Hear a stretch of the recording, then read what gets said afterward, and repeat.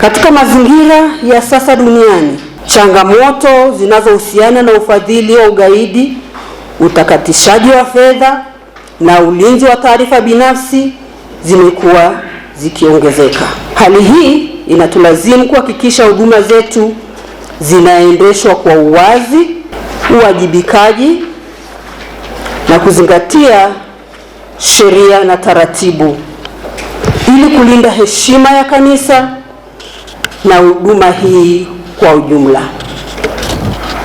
Ndugu viongozi wa kanisa, jukwaa hili ni muhimu sana kwa sababu linatupa nafasi ya kutafakari pamoja, kubadilishana uzoefu na kupanga mustakabali wa huduma ya watoto na vijana katika nchi ya Tanzania.